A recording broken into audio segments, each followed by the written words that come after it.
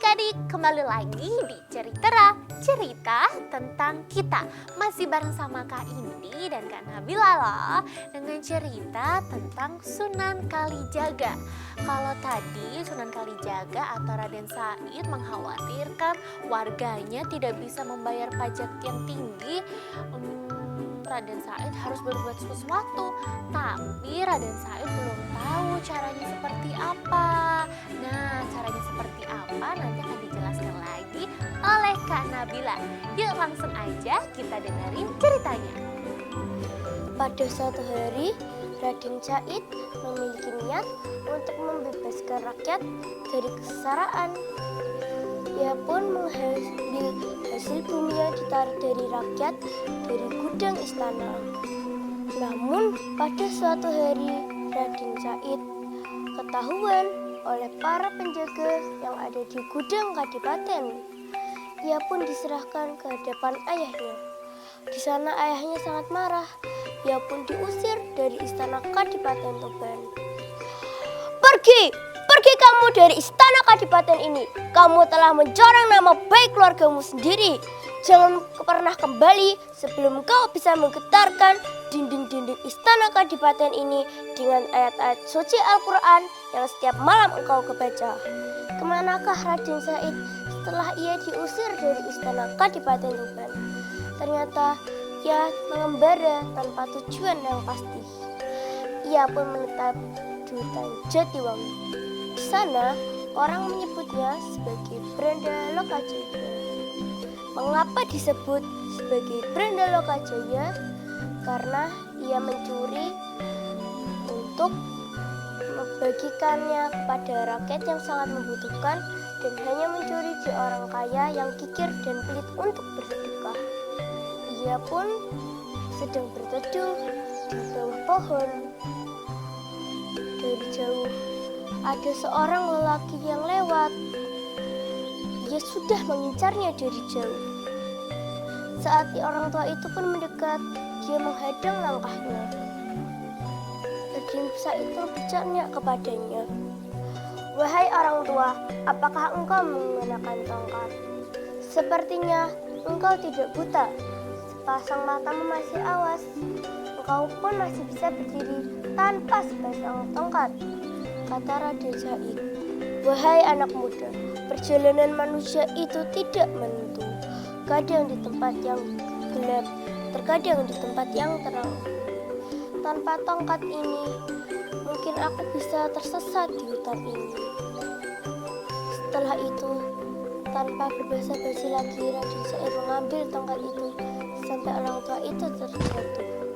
Dengan susah payah, ia berdiri. Ia pun menangis. Segera ia mengembalikan tongkatnya.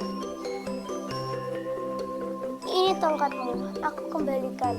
Jadi janganlah menangis lagi," kata Raden Said. "Bukan tongkat itu yang kutangisi." Dengan sedih, ia melihat ke telapak tangannya bahwa ada beberapa rumput yang tercabut.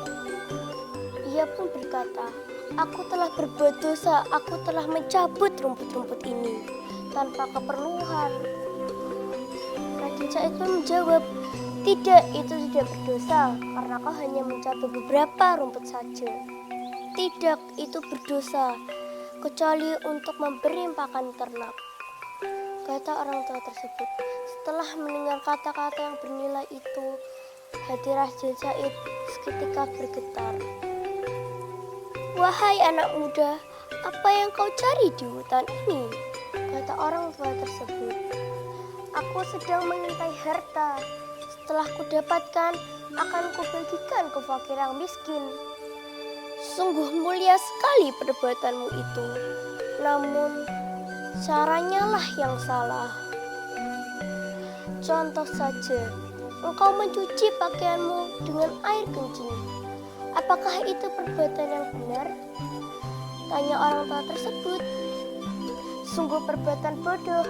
Kau hanya menambah bau dan kotoran di pakaianku," jawab Raden Said. "Demikianlah yang kau perbuat.